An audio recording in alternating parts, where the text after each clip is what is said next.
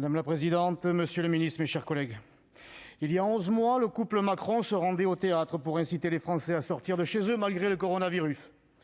Les masques ne servaient à rien, il était inutile d'en porter, il était même trop compliqué à utiliser pour certains. Il suffisait juste de tousser dans le creux de son coude pour stopper l'épidémie.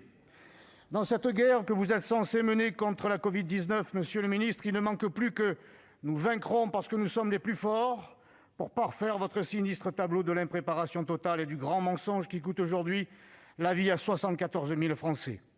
Voilà 10 mois que l'état d'urgence est instauré et pendant ces 10 mois, vous aurez été en retard, en contradiction, dans l'hésitation permanente, surtout. Pendant ce temps, la France compte ses morts. Le dernier en date, en ce qui me concerne, il se prénomme Roland. Roland, médecin de 66 ans dans une commune toute proche de Marseille. Roland, c'était mon médecin de famille. Et dans médecin de famille, monsieur le ministre, il y a famille. C'est en quelque sorte un proche que j'ai perdu.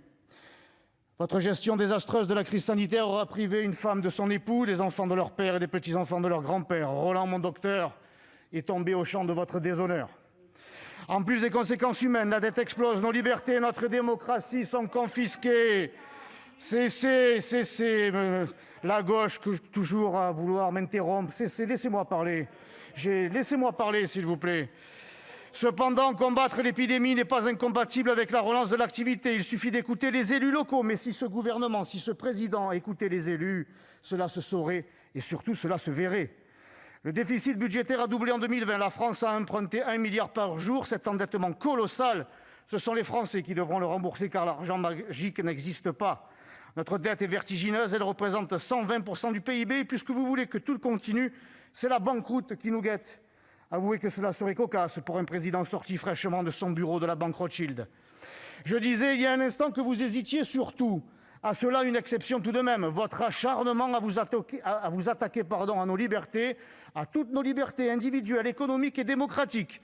Interdit de consommer, de travailler, de circuler, de débattre, de voter, et interdit de prier, et peut-être même bientôt, interdit de parler. Tous ces coups de force n'empêchent pas l'épidémie de se développer, mais cela ne vous empêche pas non plus de redoubler de violence envers les Français qui ont eu droit à une nouvelle provocation d'Emmanuel Macron, qui a osé les qualifier de procureurs.